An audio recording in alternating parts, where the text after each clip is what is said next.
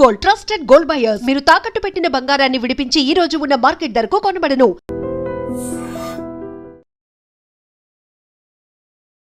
Welcome to news and నిజాలు. This is Lumbini.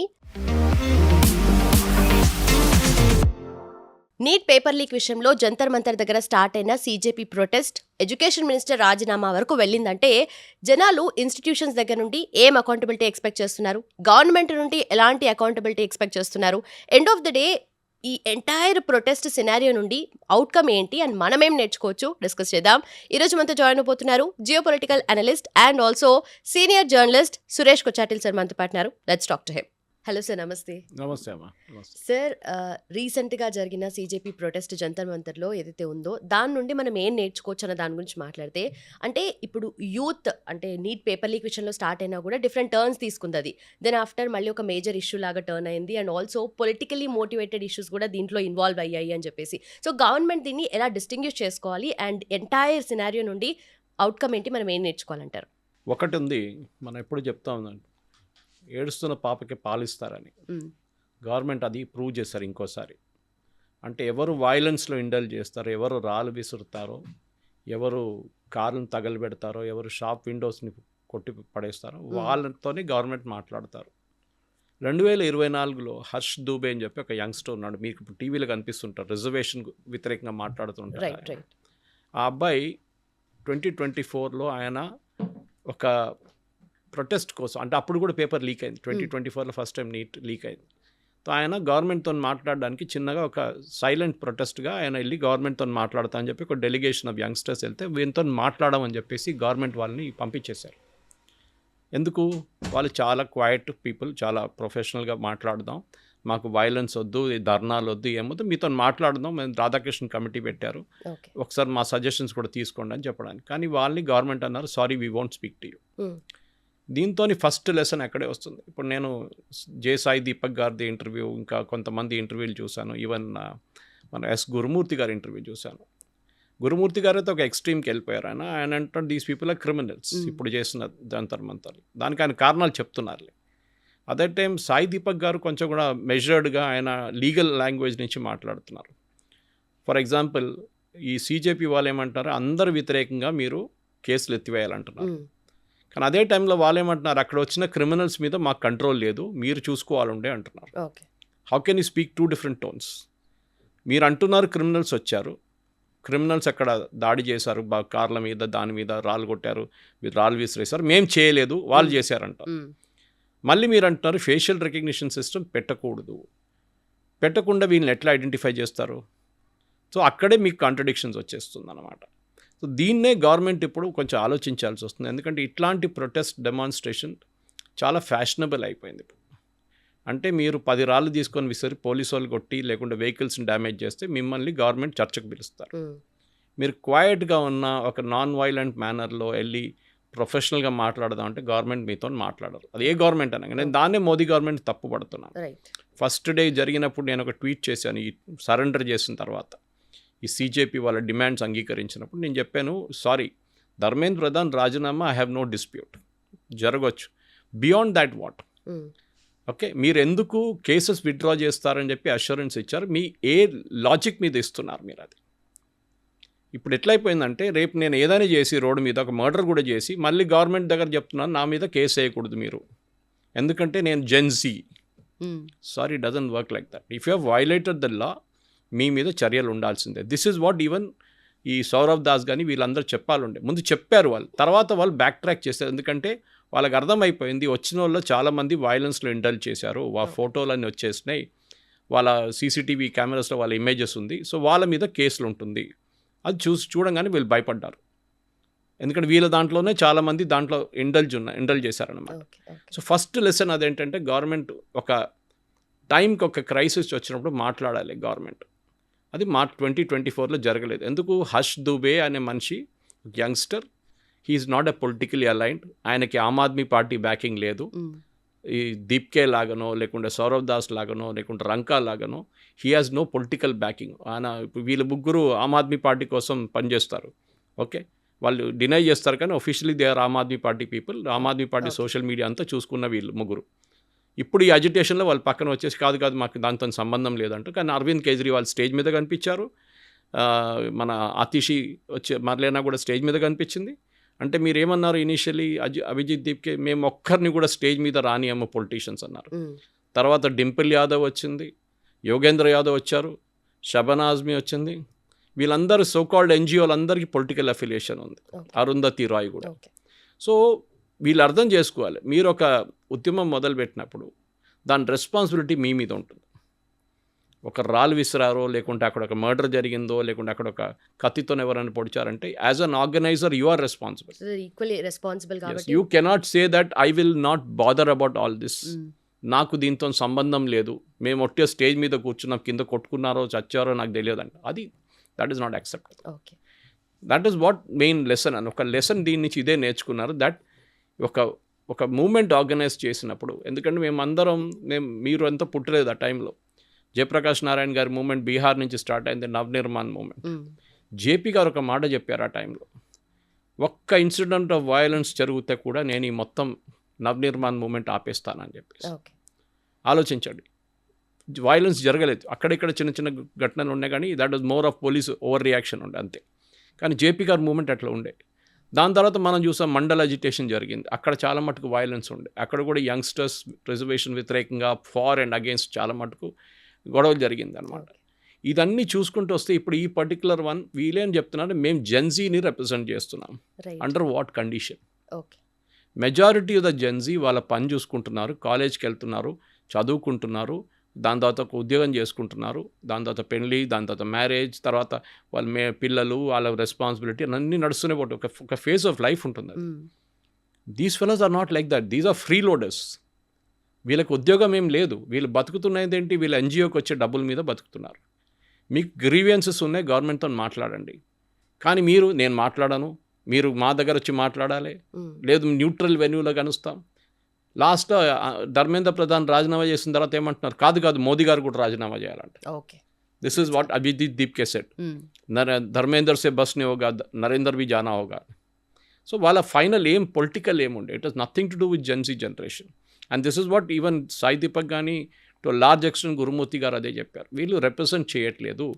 They are ఒక 3,000 మంది 4,000 మంది అక్కడ ఉన్నారు ఆ రోజు, 5,000 మంది దాకా మీరు తీసుకోవచ్చు. ఈ 5,000 మంది doesn't represent the youth of India. 99.9% youth చాలా పీస్ఫుల్ మనుషులు, వాళ్ళ రెగ్యులర్ లైఫ్లో వెళ్తున్నారు, వాళ్ళ పని చేసుకుంటున్నారు. ఇవాళ పొద్దున కూడా నా ఫ్రెండ్ ఒకరు ఫోన్ చేసి నాకు బాంబే నుంచి వాళ్ళ కొడుకు గురించి అడిగాను అనమాట, ఏం చేస్తున్నారు మీ కొడుకు కూతురు అంటే, కొడుకు ఇట్లా ఒక మేనేజ్మెంట్ కోర్సులో జాయిన్ అయ్యిండు, మంచి పెద్ద ఇన్స్టిట్యూట్లో, కానీ ఆయనకి ఐఏఎం రాలేదన్నారు. ఎంత వచ్చింది మార్క్స్ అంటే 99.4 వచ్చింది క్యాట్లో, కానీ అడ్మిషన్ రాలేదన్నారు. ఆలోచించండి. Whereas another boy who's got 90 has got admission. అది అఫ్కోర్స్ రిజర్వేషన్ పాలసీ, దాని ప్రాబ్లమ్స్ దానికి ఉన్నేలే, కానీ ఫ్రస్ట్రేషన్ ఆలోచించాం. ఆయన కూడా వచ్చి ధర్నాలు కూర్చున్నాడా? కాదు, లేదు కదా. ఓకే, మా ఫ్రెండ్స్ కొంతమంది కూతురు వీళ్ళందరూ పోస్ట్ చేశారు first, though we celebrate Dharmendra Pradhan. Then వాళ్ళ తర్వాత వాళ్ళు కాలేజ్ వాళ్ళు చెప్పినప్పుడు వాళ్ళకి దాని ఇంపాక్ట్ అర్థమైంది. అమ్మ పోస్ట్ డిలీట్ చేయండి, ఎందుకంటే ప్రతి పోస్ట్ని పోలీసు వాళ్ళు ట్రాక్ చేస్తున్నారు. మీరు annoyingly you will get into the trap. రేపు మీకు ఒక పాస్పోర్ట్ కావాలన్నా, ఉద్యోగం కావాలన్నా మీకు రాదు. సో ఈ లెసన్స్ మనం నేర్చుకోవాల్సింది జంతర్ మంతర్ ప్రొటెస్ట్ నుంచి ఒకటి. ఎందుకంటే జంతర్ మంతర్ ఇట్ సెల్ఫ్ ఎప్పుడో పార్లమెంట్ అటాక్ జరిగిన తర్వాతనే సెక్యూరిటీ ఫోర్సెస్ గవర్నమెంట్కి అడ్వైస్ చేశారు, పార్లమెంట్ చాలా దగ్గర ఉంది జంతర్ మంతర్, మీరు అక్కడి నుంచి అది మార్చి రామ్లీలా మైదానంలోనే ఎక్కడైనా పెట్టుకోండి ప్రొటెస్ట్ అని, ఇక్కడ పెట్టుకోకూడదు. కానీ అది జరగలేదు. ఇప్పుడు కోర్టులో కూడా పెటిషన్ పడుంది ఒకటి దాని గురించి. సో ఒకటి మనం అడగాల్సిన ప్రశ్న, ఒక ఆర్గనైజేషన్ యంగ్స్టర్స్ని రిప్రజెంట్ చేస్తారంటే లేదు, వాళ్ళ పాయింట్ ఆఫ్ వ్యూని రిప్రజెంట్ చేస్తున్నారు అంతే. సెకండ్, మీరు వైలెన్స్ లేండి. ఎందుకంటే మీరు తెలుసు సోనం వాంగ్చుక్ ఫాస్టింగ్ మొదలైనప్పుడు దాకా వీళ్ళకి ఒక ట్రాక్షన్ లేకుండే. ఓకే, ఎవరో వస్తున్నారు ఎవరో పోతున్నారు, కానీ సోనం వాంగ్చుక్ ఫాస్టింగ్ మొదలుపెట్టారు, దాని తర్వాత ఆయన మెదాంతాకి మార్చారు. దాని తర్వాత ఆయన ఫాస్ట్ విత్డ్రా చేసినప్పుడు ఆయన మీద ఎంత పర్సనల్ అటాక్ జరిగింది మీరు చూసుంటారు. మీరు కాంగ్రెస్తో కుమ్మక్కయ్యారు, మీరు బీజేపీతో కలిసిపోయారు, డబ్బులు తీసుకున్నారు గవర్నమెంట్ దగ్గర నుంచి, and so much so that వాళ్ళ wife Gitanjali had to give a statement saying you people don't have a heart. Right. But ఇక్కడ end of the day youth కానీ లేదంటే ఎవరైనా ఎక్స్పెక్ట్ చేసేది ఇన్స్టిట్యూషన్స్ దగ్గర నుండి అకౌంటబిలిటీ కదా సార్. అకౌంటబిలిటీ మరి ఈ ఫామ్లో వస్తే కష్టమే కదా. ప్రతిసారి అకౌంటబిలిటీ అని ఎట్లా డిఫైన్ చేస్తారు మీరు? ఓకే, ఇప్పుడు దాకా పేపర్ లీక్ కాలేదు. 6 సార్లు different central government papers leak అయింది యూపీఏ హయాంలో. ఎడ్యుకేషన్ మినిస్టర్ ఎవరున్నారు తెలుసా మీకు అప్పుడు? కపిల్ సిబల్. మన ప్రెస్ కాన్ఫరెన్స్ పెట్టి ₹1 కోటి ఇచ్చిన మనిషి సీజేపీకి క్రిటిసైజ్ చేస్తున్నారు. ఆయన ఎడ్యుకేషన్ మినిస్టర్ అప్పుడు 6 సార్లు పేపర్ లీక్ అయింది, ఆయన రాజీనామా చేయలేదు. మన్మోహన్ సింగ్ రాజీనామా అడగలేదు. మన్మోహన్ సింగ్ అడిగితే కూడా ఎవరు రాజీనామా చేయరు, ఎందుకంటే he didn't have any power. అది మనం అర్థం చేసుకోవాలి. నేను జస్టిఫై చేయట్లేదు ధర్మేంద్ర ప్రధాన్ చేశారని చెప్పి. ఇక్కడ మధు బంగారప్ప కర్ణాటకలో ఎడ్యుకేషన్ మినిస్టర్, పేపర్ లీక్ అయింది. డీకే శివకుమార్ ఏమంటున్నారు, మంత్రి ఎందుకు రిజైన్ చేయాలి పేపర్ లీక్ అయితే? ఇదే డీకే శివకుమార్ ఢిల్లీలో వచ్చి మన ప్రొటెస్ట్లో కూర్చున్నారు, ధర్మేంద్ర ప్రధాన్ రాజీనామా చేయాలని చెప్పి. సో డైకాటమీ చూడండి అక్కడ. మీరు అడిగిన ప్రశ్నకి yes, government has to speak. The problem అంటే మన దగ్గర మన గవర్నమెంట్కి బ్యూరోక్రసీ కంట్రోల్ చేస్తారు. రైట్. మినిస్టర్కి వాళ్ళు చెప్తారు, సార్ మీరు వెళ్ళకండి, ఇది చాలా పెద్ద ప్రాబ్లం అయిపోతుంది. సో మినిస్టర్స్కి ఎక్స్పీరియన్స్ లేదు. వాళ్ళు 5-6 సంవత్సరాలు పనిచేసిన వాళ్ళు అంటే not like Rajnath Singh or Amit Shah, చాలా ఎక్స్పీరియన్స్ ఉన్న మనుషులు కాదు వీళ్ళు. వాళ్ళని దానికోసం జేపీ నడ్డా గారిని, జితేంద్ర సింగ్ని పంపించారు ఈ చర్చలకి. గవర్నమెంట్ మాట్లాడడం అంటే you to nip the problem in the bud అంటారు ఇంగ్లీష్లో. ఎక్కడ మొదలైంది అక్కడ మీరు ఫినిష్ చేసేసారు. మీరు దాన్ని మళ్ళీ పొడిగించుకుంటూ పోతే అది పెద్ద ఇష్యూ అయిపోతుంది. సో హర్ష్ దూబే 2024లో నేను మాట్లాడతాను గవర్నమెంట్ అని చెప్పి ఒక చిన్న డెలిగేషన్ తీసుకెళ్తే ఎడ్యుకేషన్ సెక్రటరీ ఎవరో అన్నారు, sorry we won't meet you. Minister కాదు, మిమ్మల్ని జాయింట్ సెక్రటరీ కూడా కలవారని చెప్పారు. అక్కడ వచ్చింది లెసన్ అంటే వీళ్ళకి అర్థమైపోయింది, ఇప్పుడు నెక్స్ట్ టైం జరిగినప్పుడు we have to resort to violence. Okay. కానీ వైలెన్స్ ఏమవుతుంది, వైలెన్స్ జరిగిందంత అంటారు, ఓ ఇది మేము చేయలేదు, మేము చేయలేదు. So logic is very clear. Why are you asking for withdrawal of FIR against everybody? అంటే మీరు అందరు వ్యతిరేకంగా ఎఫ్ఐఆర్ విత్డ్రా చేయమంటారు. లక్కీలీ సుప్రీంకోర్టు, నాకు దానికోసం కోపం వచ్చింది. మనం ట్వీట్ చేసినప్పుడు చాలా వైరల్ అయింది, అది లక్షల వ్యూస్లో వెళ్ళింది అది. And everybody started calling, Suresh గారు మీరంటే ఇట్లా చెప్తున్నారండి. నేను చెప్పాను, I'm very angry with Modi personally, because ఏం లేదు, వీ ఎక్స్పెక్ట్ టఫ్ రెస్పాన్స్. మీరు వెళ్ళి పిల్లల మీద ఫైరింగ్ చేయని చెప్పట్లేదు. కేరళలో టీజీ మోహన్ దాస్ ఉన్నారు, ఆర్ఎస్ఎస్ డైలాగ్, ఆయన చెప్పారు, నేనుంటే హోమ్ మినిస్టర్ మొత్తం ఫైరింగ్ చేసి పడేస్తుండే అని చెప్పేసి. That is way of expressing anger అన్నమాట. ఎందుకంటే మనం చూస్తున్నాం, మన పిల్లలు చదువుకొని కాలేజీలో చదువుకొని ఉద్యోగం చేసి వెళ్ళారు, వాళ్ళకి ఏం ప్రాబ్లం లేదు, వాళ్ళకు కూడా చాలా ఇష్యూస్ వచ్చింది, కానీ వాళ్ళు అడ్డుకున్నారు, వాళ్ళు they carried on with the life. ఇంకోటి మీరు చూసుంటారు, అమ్మాయిలు అక్కడ వచ్చి యూజ్ చేసిన కొన్ని వర్డ్స్ మీరు చూసుంటారు, మోదీ అమ్మగారి గురించి, మోదీ గారి గురించి, మెలోనీ అండ్ మోదీ గారి గురించి. ఓకే, ఒకడైతే మొత్తం ప్యాంట్ ఇప్పేశాడు. ఇదంతా వాట్ ఈస్ ఇట్? అమ్మాయిలు అంటే మీ అప్బ్రింగింగ్ ఏంటి? మీ పేరెంట్స్ మిమ్మల్ని ఏం నేర్పించారు? ఒక పబ్లిక్లో వెళ్ళినప్పుడు మీకు తెలుసు మీ మీద 10 కెమెరాలు తిరుగుతున్నాయి, ఇది పబ్లిక్ అయిపోతుంది, ఇప్పుడు ఏడుస్తున్నారు, నాతో తప్పు అయిపోయింది, మా అమ్మగారు నాన్నగారు నన్ను ఇంటికి రాని అట్లేదు. డెఫినెట్గా మనం సొసైటీలో బతుకుతున్నాం మనం. వాళ్ళు అడుగుతారు, ఓ నిన్న అక్కడ కనిపించావు, ఏమైంది, చాలా జోష్లో చెప్పే మోదీ గారిని అది చేస్తాను, మోదీ గారిని చంపేస్తానని చెప్పి ఇప్పుడు చేస్తున్నావని అడుగుతారు. You cannot face. ఆ మూమెంట్లో మీకు ఆ గ్లోరీ రావడానికి, మీకు ఆ ఇన్స్టాగ్రామ్లో ఫాలోయింగ్ రావడానికి చేశారు. ఒక అమ్మాయి అయితే ఒక ట్రక్ని బస్సుని ఆపినట్ల మన మహారాష్ట్ర పోలీస్ ఒక బస్సుని ఆపిన షాట్ ఒకటి ఉంది, ఆమె కావాలని చేసింది డ్రామా అది. ఎందుకంటే బంగ్లాదేశ్లో they was a similar shot. దానికోసం టియనమన్ స్క్వేర్లో జరిగినప్పుడు ఒక ఆయన ట్యాంక్ ముందు వచ్చి నిలబడ్డారు. That's our authentic moments. ఇది షో ఆఫ్ కోసం చేసింది ఆమెకి ఇన్స్టాగ్రామ్ ఫాలోవర్స్ కావాలండే. తర్వాత తెలిసింది అంతా. ఇప్పుడు ఆమె ఏడుస్తుంది, నా ఇన్స్టాగ్రామ్ బ్లాక్ చేసేసారు, నన్ను ఇంటికాడ తిడుతున్నారు, నన్ను బయటికి వెళ్ళనట్లేదు. అరే you bought it on your self. Agitation చేయాలంటే చేయండి, ఎవరు వద్దనట్లేదు, కానీ పీస్ఫుల్గా ఉండాలి. పోలీసు వాళ్ళకు కూడా హక్కు ఉంది. స్టూడెంట్స్ కూడా మేము ప్రిపేర్ అయ్యాము చూడండి అని చెప్పి ప్రూవ్ చేసుకోవాల్సిన సిచ్యువేషన్స్ వస్తున్నాయి. అంటే వాళ్ళ పెన్స్ కానీ, లేదంటే రాసిన మాక్ టెస్ట్లు కానీ, ఇవన్నీ కూడా మేము ప్రిపేర్ అయ్యాము, మేము జెన్యూన్ స్టూడెంట్సే అని చెప్పి చాలా మంది ప్రూవ్ చేసుకోవడానికి ట్రై చేస్తున్నారు. పియర్ ప్రెషర్ అంటారు, అది ఇప్పుడున్న యంగ్స్టర్స్కి పెద్ద ప్రాబ్లం అది. అంటే ఇన్స్టాగ్రామ్లో మీరు కనిపించారా, నువ్వు ఇన్స్టాగ్రామ్లో లేవా, you didn't go to this restaurant, అరే it is such a beautiful place, చూడలేదా, నేను పోస్ట్ చేశాను చూడంట. సో వీళ్ళేమంటారు, డబ్బులు లేకున్నా కానీ ఆ రెస్టారెంట్కి వెళ్తారు, మిడిల్ క్లాస్ ఫ్యామిలీ నుంచి వాళ్ళు. It must be a very high 5-star stuff. ఎందుకు? పియర్ ప్రెషర్ ఉంటుంది మీ మీద. సో అమ్మ దగ్గర నాన్నగారు డబ్బులు తీసుకొని అడిగి అక్కడికి వెళ్తారు, లేకుంటే ఫ్రెండ్స్తో షేర్ చేసుకుంటూ వెళ్తారు. పియర్ ప్రెషర్ ఉంది. డ్రెస్సింగ్ సెన్స్ పియర్ ప్రెషర్ ఉంటుంది. మీరు ఏ సినిమాకి వెళ్తారు, పియర్ ప్రెషర్ ఉంటుంది. మీరు ఏ మ్యూజిక్ వింటారు, పియర్ ప్రెషర్ ఉంటుంది. సో ఈ పియర్ ప్రెషర్ని ఎక్స్ప్లాయిట్ చేసుకున్నారు ఆ రోజు. మీరు చెప్పండి, సౌత్ ఇండియా నుంచి ఇప్పుడు ఇక్కడ ప్రొటెస్ట్ చేశారు, ఇందిరా పార్క్ దగ్గర అంతా ప్రొటెస్ట్ చేసి వెళ్ళిపోయారు. వాళ్ళు ఏమైనా గొడవ చేశారా? ఏం లేదు కదా. స్పీచ్లు ఇచ్చారు, మోదీ గారిని తిట్టారు, ధర్మేంద్ర ప్రధాన్ రాజీనామా చేయాలన్నారు, 10 స్లోగన్లు రేస్ చేశారు, ఇంటికి వెళ్ళిపోయారు. రైట్, అఫ్ కోర్స్ వాళ్ళకు కూడా ప్రాబ్లం వస్తుంది, ఎందుకంటే వాళ్ళ ఫోటో ఇప్పుడు పోలీసు వాళ్ళ దగ్గర ఉంది. Correct. Okay, they also taken their own photographs. ఇదే నాకు అర్థం కాదు, మీరు అంటున్నారు police facial recognition system use చేయకూడదు, అదే టైంలో అభిజిత్ దీప్కి ఎలాంటి వాళ్ళని చెప్తున్నారు, ఇది పోలీసు వాళ్ళ పని, ఎవరు వచ్చారని వాళ్ళు ఐడెంటిఫై చేయాలని చెప్పి. ఒకవైపు మీరు అంటున్నారు you should not use facial recognition, ఒకవైపు మీరు ఆధార్ కార్డ్ చెక్ చేయని అనుమతించలేదు పోలీసు వాళ్ళు స్టార్ట్ చేస్తే, మూడో సైడ్ ఏమంటున్నా మీరు మీ రెస్పాన్సిబిలిటీ లా అండ్ ఆర్డర్ మీది, మాది కాదు. లా అండ్ ఆర్డర్ రెస్పాన్సిబిలిటీ ఉన్నప్పుడు ఒకసారి లక్ష్మణ్ రేఖ ఉంది, అది బ్యారికేడ్ పెట్టారు, సెక్షన్ 144, పాత సెక్షన్ 140, ఇప్పుడు బిఎన్ఎస్ఎస్లో ఇంకో సెక్షన్ ఉంది, అది దాని కింద more than 4 people should not assemble. ఈ పర్మిషన్కి 2 రోజులే పర్మిషన్ ఇచ్చారు, after that it is illegal. చట్టంలో లాలు అదే చూస్తారు, they don't look at your emotions and other things. మీరు చట్టం వైలేట్ చేశారా, yes, then that section is applicable against you. అది మీకు నెక్స్ట్ 30 సంవత్సరాలు నడుస్తున్నట్టు మన్మోహన్ సింగ్ కేసు చూడండి, నిన్న డిసైడ్ అయింది, ఆయన సంతకం పెట్టారు పేపర్ మీద అంతే, కోల్ స్కామ్లో సంతకం పెట్టిన దానికి మన్మోహన్ సింగ్ మీద కేసు ఉండే, లాస్ట్ టైం చనిపోయారని చెప్పి ఆ కేసు క్లోజ్ చేశారు. ఓకే, ఎన్ని సంవత్సరాలు అయింది మన్మోహన్ సింగ్ ఆలోచించి, ఎన్ని సంవత్సరాలు కోల్ స్కామ్ అది ఆల్మోస్ట్ 14-15 years నా. సో మనం ఆ ప్రైమ్ మినిస్టర్ లెవెల్లో కూడా ఆయనకి ఒక ఏం చెప్తారు, ఒక క్లోజర్ రాలేదు.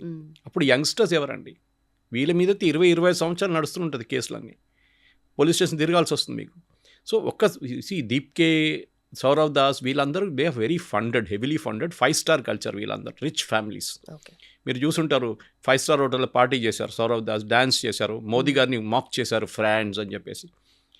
నేను అడుగుతున్నా ఒకటి, అక్కడ 3,000, 4,000, 5,000 మంది ఉన్నారు కదా యంగ్స్టర్స్, చాలామంది ఇక్కడి నుంచి వచ్చారు, వాళ్ళని కూడా పిలవచ్చు కదా 5-star, only your friends.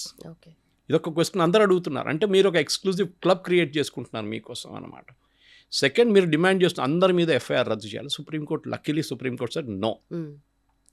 So మన యంగ్స్టర్స్ వైపు నుంచి నేర్చుకోవాల్సిన లెసన్ చాలా ఉన్నాయి. డోంట్ ఫాలో ద క్రౌడ్, ఇంగ్లీష్లో అంటాం డోంట్ ఫాలో ద హర్డ్ అంటాం. హర్డ్ మెంటాలిటీ అంటే మనం మేకలు చూస్తుంటాం, గుంపు వెళ్ళిపోతుంది, అది ఒక మేక పోయిందని దాని వెనక పోతారు, అందరు పోతారు, వాళ్ళు ఆలోచించరు. ఓకే, సేమ్ విత్ డక్స్, వాళ్ళు ఒక రూట్లో ఒక డక్ పోయిందనుకో అందరు దాని వెంట పోతారు మొత్తం అనమాట. ఇది ప్రాబ్లం మన యంగ్స్టర్స్కి. ఇప్పుడు వాళ్ళు ఆ మెచ్యూరిటీ వాళ్ళకి లేనప్పుడు, ఎస్పెషల్లీ 17 to 18, 19, 20 ఆ ఏజ్ గ్రూప్ ఉంది చూడండి, I have gone through that face with my daughter. వాళ్ళ ఆ ఏజ్ గ్రూప్లో మీరు వాళ్ళ మెచ్యూర్, వాళ్ళు దే ఆర్ చేంజింగ్ ఓవర్ అన్నమాట, from a teenager to a kind of slightly mature individual. అప్పుడు ఒక రెబెలియస్ స్ట్రీక్ ఉంటుంది వాళ్ళ దాంట్లో, ఏమైనా చెప్తే అమ్మ నాన్నని బ్యాక్ ఆన్సర్ చేస్తారు. చాలామంది పేరెంట్స్ నా దగ్గర వచ్చి చెప్పారు, సురేష్ గారు ఇట్లా బ్యాక్ ఆన్సర్ చేస్తున్నారు, మీరు ఎట్లా హ్యాండిల్ చేశారని. So there are ways to handle it అన్నమాట. వాళ్ళ స్పేస్ ఇవ్వాల్సి వస్తుంది, ఇవ్వకుండా ఒక డిక్టేటర్ లాగా మనం పర్ఫామ్ చేయలేము ఇంటికాడ.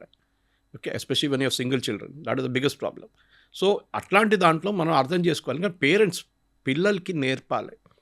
మీరు ఒక సినిమా థియేటర్కి వెళ్ళినప్పుడు అక్కడ ఎట్లా బిహేవ్ చేయాలి, ఒక రెస్టారెంట్కి వెళ్ళినప్పుడు ఎట్లా బిహేవ్ చేయాలి, పెద్దోళ్ళు కూర్చున్నప్పుడు ఎట్లా బిహేవ్ చేయాలి, వాళ్ళతో ఎట్లా మాట్లాడతారు.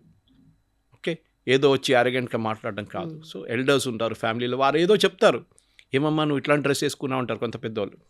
You have to take it in the right spirit. Okay, doesn't matter, ఏదో ఒక అపాలజీ చెప్పేసి అక్కడి పక్క నుంచి దూరిపోవాలి అంతే. కానీ వాళ్ళతో కొట్లాడతారా, కాదు, it doesn't happen that way. మన ఇండియన్ సోషల్ సిస్టమ్లో ఇప్పుడు కూడా రెస్పెక్ట్ ఫర్ ఎల్డర్స్ చాలా ఇంపార్టెంట్. మేబీ అమెరికాలో, యూరోప్లో అంతా లేకపోవచ్చు, కానీ మన దగ్గర ఉంది ఇప్పుడు కూడా అనమాట. సో ఈ అజిటేషన్లో జరిగింది ఏంటంటే, ఒకటి మొదలైంది కరెక్ట్ మెథడాలజీలో, fasting was a good idea. Okay, కానీ దాని తర్వాత జరిగిన ఘటనతో ఇప్పుడు ఏమైపోయిందంటే, ఇప్పుడు కేసులు పెట్టినప్పుడు వీళ్ళు ఏడుస్తున్నారు, మళ్ళీ మేము తీస్తాం, మళ్ళీ మీరు ఎట్లా చేస్తారు, మళ్ళీ ఇది మీరు చేయలేరు, you cannot do it. Once it is done, it is done, finished. Now the damage is over. మీరు మళ్ళీ నేను వెళ్ళి కూర్చుంటాను అక్కడంటే పోలీసు వాళ్ళు పోనీ, మీరు అక్కడ వెళ్ళనియరు మిమ్మల్ని, వెళ్తే కూడా ఎవరు పట్టించుకోరు మిమ్మల్ని ఇప్పుడు ఈసారి. దట్ ఇస్ ద ప్రాబ్లమ్ అనమాట. ఇన్నోవేషన్ పోయింది. ఫస్ట్ టైం ఉంటుంది చూడండి ఆ ఇంట్రెస్ట్, అది సెకండ్ టైం ఉండదు. బట్ ఇక్కడ మనకు స్టేట్ గవర్నమెంట్లో చూసుకుంటే చాలా మూవ్మెంట్స్ అండ్ అజిటేషన్స్ జరిగాయి. ఫర్ ఎగ్జాంపుల్ ఇప్పుడు గ్రూప్స్ పేపర్ లీక్ విషయంలో కూడా ఫస్ట్ అంటే 3 times ఎగ్జామ్ కండక్ట్ చేశారు. ఇప్పుడు మళ్ళీ అదే ఇందిరా పార్క్ దగ్గర చాలా మంది స్టూడెంట్స్ ధర్నా చేశారు, అక్కడే లాఠీ చార్జీలు కూడా అయ్యాయి. ఇవన్నీ చూసుకుంటే ఇన్ని మూమెంట్స్ మనకు నేషన్ లెవెల్లో ఇన్ని జరిగినా ఎందుకు దీనికి ఇంత ఎస్కలేషన్ వచ్చిందంటారు? ఏం లేదు, దిస్ ఇస్, మీరు ఢిల్లీలో చేసే ఒక అజిటేషన్, హైదరాబాద్ చేసిన అజిటేషన్కి డిఫరెన్స్ ఉంటుంది. హైదరాబాద్ చేసిన ఇందిరా పార్క్లో లోకల్ పేపర్లో, లోకల్ ఛానల్లో వస్తుంది. అది కూడా ఎట్లా అంటే అక్కడ ఒక ఈవెంట్ మేనేజ్మెంట్ లాగా. అది మీరు అక్కడ వెళ్ళి పోలీస్ పర్మిషన్ తీసుకొని ఆ లెటర్, వాడు అక్కడ కొంతమంది ఉంటారు, కేటరింగ్ వాళ్ళు ఉంటారు, టెంట్ హౌస్ వాళ్ళు ఉంటారు, వాళ్ళకి వెళ్ళి చూపి, అన్న రేపు టెంట్ కావాలి మాకు, ఒక 200 చైర్లు కావాలంటే, మైక్ కావాలి, ఫుడ్ కావాలి మాకు, కొంచెం నీళ్ళు ఉండాలి అంటే, అంతా అరేంజ్ చేసేటోళ్ళు ఉన్నారు అక్కడ ఈవెంట్ మేనేజ్మెంట్. మీరు మనుషులు తీసుకొని దాన్ని కూడా కావాలంటే కొంతమంది వాలంటీర్స్ని తీసుకొస్తారు వాళ్ళు కూర్చోబెట్టడానికి, జిందాబాద్ చెప్పడానికి, స్లోగన్ చెప్పడానికి అంతా. మీరు డెమాన్స్ట్రేషన్ చేసినప్పుడు ఢిల్లీలో మీకు విజిబిలిటీ ఉంటుంది, ఎందుకంటే అదన్న నేషనల్ క్యాపిటల్. ఇంటర్నేషనల్ మీడియా వస్తారు, ఓ మోదీ గారు వెళ్ళిపోయారు, మోదీ గారు చూసారు మీరు బ్లూంబర్గ్లో కానివ్వండి, Al Jazeera, Modi is finished, Guardian. ఏమైందండి ఇప్పుడు? Where Modi is finished? ఈ స్టిల్ దేర్. ఈవెన్ దో నేను కూడా మోదీ గారిని క్రిటిసైజ్ చేశాను for what, for not dealing very strongly with this పిల్లలు. వీళ్ళతో స్ట్రాంగ్గా డీల్ చేయాలండి. ఈ గుండాలకు ఆ లాంగ్వేజ్ ఒకటే తెలుసు. 90% వర్ జెన్యున్ యంగ్స్టర్స్. కానీ ఈ 10% ఉన్నారు చూడండి ఈ పొలిటికల్ ఆర్గనైజర్స్. అది కాకుండా 2600 మంది పోలీసు చెప్పారు, క్రిమినల్స్ వచ్చారు, రేపిస్ట్, మాలెస్టర్స్, పాక్సో కేసు ఉన్న వాళ్ళు అక్కడ ఉన్నారు ఆ రోజు. అప్పుడు మీరెందుకు అరెస్ట్ చేయలేదని అడుగుతున్నారు అభిజిత్. మీరు అరెస్ట్ చేయాలి ఉండే కదా. పోలీసు వాళ్ళు అరెస్ట్ చేస్తే అప్పుడు మీకు సీన్ తెలిసిపోతుంది. అక్కడ ఎవరు వీళ్ళు పోలీసు వాళ్ళు అరెస్ట్ చేశారు మమ్మల్ని అని చెప్పి మళ్ళీ గొడవ జరుగుతుంది. అదే హైలైట్ చేస్తారు. So they కెప్ the diplomatic. And I was very please today CRPF chief వాళ్ళ ఆయన అడ్రస్ చేస్తాం, ఎందుకంటే ఆర్ఐఎఫ్ వాళ్ళ కింద వస్తుంది, ర్యాపిడ్ యాక్షన్ ఫోర్స్. వాళ్ళ మీద చాలా ఆరోపణలు చేశారు. పోలీసు వాళ్ళకు కూడా హ్యూమన్ రైట్స్ ఉందండి, వాళ్ళకు కూడా ఫ్యామిలీస్ ఉన్నారు. మీరు వాళ్ళ మీద రాళ్ళు విసిరితే వాళ్ళు చూసుకుంటూ ఊరుకుంటారు. వాళ్ళ దగ్గర ప్రోటోకాల్ ఉంది, స్టాండర్డ్ ప్రోటోకాల్. ఓ పట్నాలో, సీతామరి, బీహార్లో ఫైరింగ్ చేశారు AK-47తో. Yes, AK-47 is a standard issued weapon now. .303 కాదు ఇప్పుడు, పాత బోల్ట్ యాక్షన్ రైఫిల్ కాదు ఇప్పుడు. అండ్ వాళ్ళ మీద ఫైరింగ్ జరిగింది సీతామరిలో. లోకల్స్ ప్రూఫ్ ఇచ్చారు దానికి. బీహార్లో ప్రతి కార్నర్ షాప్లో ఉంటుంది చిన్న చిన్న గన్స్, అక్కడ ఇల్లీగల్ ఫైరింగ్ జరిగింది. So he fired in the air which is a standard protocol. And that to district collector పక్కన ఉన్నారు, ఆయన ఆర్డర్ ఇచ్చింది ఫైర్ ఇన్ ద ఎయిర్ అని చెప్తే ఫైర్ చేస్తారు. పోలీసుల జాబ్ అది. ఇక్కడ ఏం జరిగింది, పార్లమెంట్ మార్చ్ నడుతుంది. తెలుసు పార్లమెంట్ మీద దీని ముందు కూడా దాడి జరిగింది, అక్కడ చాలామంది చనిపోయారు సెక్యూరిటీ ఫోర్స్ వాళ్ళు. ఈసారి వెళ్తున్న గుంపులో ఒక 2300 మంది పార్లమెంట్ వైపు పరిగెత్తుకుంటూ వెళ్తే దాంట్లో ఒక హ్యూమన్ బాంబ్ ఉంటే మీరేం చేస్తారు? సూసైడ్ బాంబర్ ఉన్నానుకోండి, వాడు పార్లమెంట్ లోపల దూరిపోతే సూసైడ్ బాంబ్ చేస్తే హూస్ రెస్పాన్సిబుల్ ఫర్ ఇట్? అప్పుడు అభిజిత్ దీప్కి అంటాడు, నేను కాదు మీరు చూసుకోవాలి ఉండేదంతా అంటారు. పోలీసు వాళ్ళని ఆపడం వాళ్ళ జాబ్ అది. మీరు సెక్రటేరియట్కి వెళ్ళి ఇక్కడ డెమాన్స్ట్రేషన్ చేయండి, చేయిస్తారా, అనుమతిస్తారా? మిమ్మల్ని ట్యాంక్ బండ్ దగ్గర ఎత్తుకెళ్తారు పోలీసు వాళ్ళు, లాఠీచార్జ్ చేస్తారు, టియర్ గ్యాస్ కొడతారు. టియర్ గ్యాస్ కొట్టకూడదు, లాఠీచార్జ్ చేయకూడదు. కేరళలో సెక్రటేరియట్ ముందు మన సిపిఎం వాళ్ళు ప్రొటెస్ట్ చేశారు, SFI వాళ్ళు, ఇదే ఇష్యూ మీద. కేరళ పోలీస్ 14 FIRలు రిజిస్టర్ చేశారు, ఇవాళ దాకా విత్డ్రా చేయలేదు. 14 FIRలు విత్డ్రా చేశారు. అదే రాహుల్ గాంధీ ఢిల్లీలో కూర్చొని అంటున్నారు, ఇదే VD సతీషన్ కేరళ ముఖ్యమంత్రి ఢిల్లీకి వెళ్ళి FIR విత్డ్రా చేయాలి. అరే మీరు FIR పెట్టింది ఏమైందిరా అంటే అది సపరేట్, దట్ ఈస్ మా పొలిటికల్ బ్యాటిల్. కేరళలో సిపిఎంకి మాకు ఎప్పుడు పొలిటికల్ బ్యాటిల్, ఇది కూడా అంతే కదా. This is the political battle ఇప్పుడు జరుగుతుంది. కానీ ఇప్పుడు లెసన్స్ ఏంటంటే ఈ సైలెంట్ మెజారిటీని ఎవరు రిప్రజెంట్ చేస్తున్నారు? రాకెట్లు తయారు చేస్తున్నారు, they are making lithium batteries, they are doing innovation, వాళ్ళు స్టార్టప్స్ పెడుతున్నారు, 400 స్పేస్ స్టార్టప్స్ ఉన్నాయి. వాళ్ళు పని చూసుకుంటున్నారు. అపోలియన్ డైనమిక్స్ అని చెప్పి మన బిట్స్ పిలాని హైదరాబాద్ క్యాంపస్లో డ్రోన్స్ తయారు చేస్తున్నారు. There is the silent majority which is at work. అదే టైంలో నీట్ ఎగ్జామ్ లీక్ అయింది, మనకు ఏ రెస్పాన్సిబిలిటీ లేదంటే అది కూడా లేదు. Government has a responsibility for that. Exam system ఫ్లాడ్ మనది. ముందు ఇప్పుడు ఈయన తీసేసి ప్రహ్లాద్ జోషిని తీసుకొచ్చారు. ఇప్పుడు ఏమంటున్నారు, అయితే మీరు ఒక ఓబీసీని తీసేశారు, ధర్మేంద్ర ప్రధాన్, మీరు ఒక బ్రాహ్మణ్ని తీసుకొచ్చారు మీరు. ఇప్పుడు గేమ్ మారిపోయింది. ఇప్పుడు ప్రాబ్లం వాళ్ళకి బ్రాహ్మణ్ వచ్చాడు, బ్రాహ్మణ్ మినిస్టర్ వచ్చాడు, ఆయన ఓబీసీ ఉండే, మీకు తెలియదు అది ముందు. ఆయన్ని పార్లమెంట్లో చాలా పెద్ద హీరోగా రిసీవ్ చేశారు బీజేపీ ఎంపీలు. అదే వాళ్ళ పొలిటిక్స్ అది. ఆయన భువనేశ్వర్కి వెళ్ళినప్పుడు ఎయిర్పోర్ట్లో పెద్ద ఊరేపుగా తీసుకెళ్లారు ఆయన్ని ప్రొసెషన్ లాగా, ఏదో ఒలింపిక్లో గోల్డ్ మెడల్ వచ్చినట్ల. సో అది పాలిటిక్స్ మనం అర్థం చేసుకోవాలి. వాళ్ళు ఫుల్ టైం పాలిటిక్స్లో ఉన్నారు, మీరు కూడా ఫుల్ టైం పాలిటిక్స్లో దిగండి కావాలంటే. But don't masquerade as a student leader. మీరు ఓపెన్గా చెప్పండి, మేము దీంట్లో ఫుల్ టైం ఉన్నాం, మా ప్రొఫెషన్ ఇది, పొద్దున కద్దరు వేసుకుంటాం, మేము దిగుతాం, లాఠీచార్జ్ తింటాం, ఇంటికి వస్తాం, అన్నం తింటాం, మళ్ళీ వెళ్తాం, మళ్ళీ గొడవ చేస్తాం, ఇది మా లైఫ్ ఇదే అండి. మలయాళంలో ఒక సినిమా ఉండే సందేశం అని చెప్పి, people can watch it, it's on YouTube, చాలా పాత సినిమా. It's exactly on this lines, how politics has become a profession అని చెప్పేసి. సో మన దగ్గర కూడా అంతే. సో మీరు నీట్ లీక్ జరిగింది, అరెస్ట్ చేశారు, ఫాస్ట్ ట్రాక్ కోర్ట్స్ పెట్టారు, దాని తర్వాత ఎగ్జామ్ సెంట్రల్ గవర్నమెంట్ నడిపించే ఎగ్జామ్స్కి ఏం చేయాలని నందన్ నీలకేని కమిటీని పెట్టారు. ఇప్పుడు నందన్ నీలకేని పెట్టి ఆయన తిడుతున్నారు, వీళ్ళు మోదీ తిట్టారు కదా, అప్పుడు మేము కూడా తిడతాం ఆయన. That is not the solution. Let them come up with the recommendation. Okay, ఒకసారి లీక్ అయింది, 2 సార్లు లీక్ అయింది, 6 సార్లు కపిల్ సిబల్ ఉన్నప్పుడు లీక్ అయినప్పుడు మన్మోహన్ సింగ్ ఎవరు రాజీనామా చేయలేదు, ఎవరు ఏం చేయలేదు. కానీ I'm not justifying it again. కానీ ఓవరాల్ పిక్చర్ చూస్తే ఏంటంటే మన దగ్గర మీరు వైలెన్స్ చేస్తేనే గవర్నమెంట్ మీ మాటలు వింటారు. మీరు సైలెంట్గా కూర్చొని ఇందిరా పార్క్ లేకుంటే జంతర్ మంతర్లు ఎన్నో ప్రొటెస్ట్ నడుస్తాయి మన ఇందిరా పార్క్ లాగా, ఎవరిని పట్టించుకోరు. కేరళ సెక్రటేరియట్ బయట వెళ్ళండి మీరు, మొత్తం ఒక 15-20 టెంట్లు ఉంటుంది పేమెంట్ మీద. ఆ 1500 రోజులు అయింది ప్రొటెస్ట్, 342 రోజుల ప్రొటెస్ట్. ఏదో ఒక ఇది ఉంటుంది, అన్ఎంప్లాయిడ్ యూత్ అది ఇది, మాది ఇది వచ్చింది, మెరిట్ లిస్ట్ వచ్చింది, మాకు ఉద్యోగం రాలేదు, గవర్నమెంట్ ఉద్యోగం రాలేదు, ఇది నడుస్తూనే ఉంటుంది అన్నమాట. వాళ్ళని ఎవ్వరు పట్టించుకోరు. అప్పుడప్పుడు ఒక పొలిటికల్ లీడర్ వస్తాడు, స్పీచ్ ఇస్తాడు, వెళ్ళిపోతాడు, అంతే. ఆ టెలివిజన్ ఛానల్ వాళ్ళు అందరూ వస్తారు, కథ వీళ్ళు కూడా జిందాబాద్ అంటారు, అయిపోయింది. మళ్ళీ వీళ్ళందరూ నిద్రపోతారు, మళ్ళీ పొద్దున్న నెక్స్ట్ ఇంకో టీం వస్తుంది. This is the thing that is happening అనమాట. మనం అర్థం చేసుకోవాలి that how politics is coming to the entire thing. మీరు జెన్యున్ స్టూడెంట్ ప్రొటెస్ట్ ఉంటే it should been a genuine student protest. Government మీ డిమాండ్స్ అంగీకరించారు, ఓకే. ఎఫ్ఐఆర్ గురించి ఒకటే డిస్ప్యూట్ ఉంది, supreme court seized the issue, we cannot do anything. నేను supreme court పట్టించుకోను అని చెప్పి సౌరవ్ దాస్ అంటే వాట్ ఆర్ యూ టాకింగ్? గవర్నమెంట్కి పైన వస్తుంది supreme court when they give judgments, you have to listen. That is why it's called supreme court. Supreme government కూడా వినాల్సి వస్తుంది సుప్రీంకోర్టు జడ్జ్మెంట్ ఇచ్చినప్పుడు. కాదు మేము పట్టించుకోము సుప్రీంకోర్టుని. సారీ, ఇది బనానా రిపబ్లిక్ కాదు, ఇది చట్టాలు ఉన్నాయి, చట్టాలు వినాల్సిందే మీరు అనమాట. ఓకే, బట్ సార్ ఎంత ఇది ఇలాంటి ఇష్యూస్ ఎప్పుడు వచ్చినా కూడా అంటే మనం బ్యూరోక్రసీయే నమ్ముకున్నాం కాబట్టి, బ్యూరోక్రసీయే నేషన్ని బిల్డ్ చేస్తుంది కాబట్టి వాళ్ళు ఎందుకు అకౌంటబిలిటీ తీసుకోరు? ప్రతిసారి మినిస్ట్రీ లెవెల్లో మాత్రమే ఎందుకు పీపుల్ అజిటేషన్స్ చేయడం కానీ వాళ్ళనే తిట్టడం కానీ చేస్తారు? ఇండియన్ బ్యూరోక్రసీ ఒక బ్రిటిష్ రెమినెంట్ అన్నాడు. అంగ్రేజ్ గేలకే నవలాజ్ छोड़ అంటారు హిందీలో. అది మన దగ్గర ప్రాబ్లం. మన బ్యూరోక్రసీ ఇప్పుడు కూడా మారలేదు. వాళ్ళు పాత సిస్టంలో ఉన్నారు. వాళ్ళు ఒకసారి ఐఏఎస్ అయితే వాళ్ళు అనుకుంటారు దేవుడి తర్వాత నేనే ఉన్నా అనుకుంటారు. కాదు, ఆ యాటిట్యూడ్ మార్చాలి, చాలా టైం నుంచి చేయాల్సి. ఇది యంగ్స్టర్స్ ఐఏఎస్ లెక్కుతున్నప్పుడు వాళ్ళు కూడా ఇట్లానే అనుకుంటారు, ఓ ఐఏఎస్ వచ్చేసింది, ఇప్పుడు నాకు కారు, నాకు ఇల్లు, నాకు అది, నా స్టేటస్. కానీ bureaucracy is all about dealing with people.